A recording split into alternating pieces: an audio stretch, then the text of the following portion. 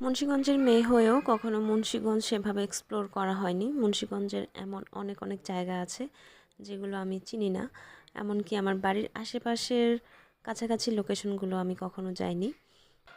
রিফাত আহমেদের সুবাদে যদিও এখন কিছু কিছু জায়গা আমার এক্সপ্লোর করা সম্ভব হয়েছে। এই সপ্তাহে যেহেতু উইকেন্ডের সাথে একটা দিন বেশি ছুটি ছিল, তাই চলে গিয়েছিলাম মুন্সিগঞ্জের টঙ্গিবাড়ির আলদি বাজারে মাঠা খাওয়ার জন্য।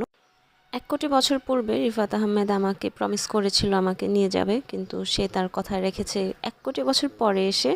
আর সেই সূত্র ধরে আমরা বেরিয়ে পড়লাম আলদি বাজারের উদ্দেশ্যে। যেহেতু এই বাসা থেকে আমাদের লোকেশনটা বেশ দূরে, 30 কিলোমিটার দূরে, তাই আমাদের খুব সকালবেলা বের হতে হয়েছে বাসা থেকে। যদিও কথা ছিল আমরা 6:30টায় বের হব, কিন্তু আমাদের রেডি হয়ে বের হতে হতে প্রায় 7টার মতো বেজে গিয়েছিল। শীতের সকালে ঘুম নষ্ট করে বের হয়ে পড়ি আমরা। এই তো এখন আমরা চলে এসেছি মোল্লা বাজার। এখন আমাদের নদীপথ পাড়ি দিতে হবে, আর সেজন্য আমাদের একটা বোট দিয়ে পার হতে হবে। সম্ভবত এত সকালে ফেরি চলাচল করে না, তাই বোটের ব্যবস্থা রাখা হয়েছে। বোট দিয়ে পার হওয়ার সময় আমার খুবই ভয় লাগছিল।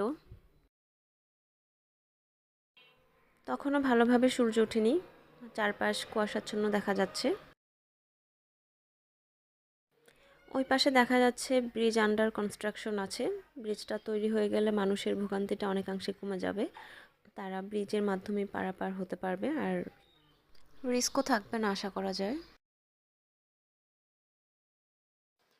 যেতে যেতে পথে আবার আকাশে রকেটের চলাচলের যে একটা চিহ্ন থাকে সেটাও দেখা গেল।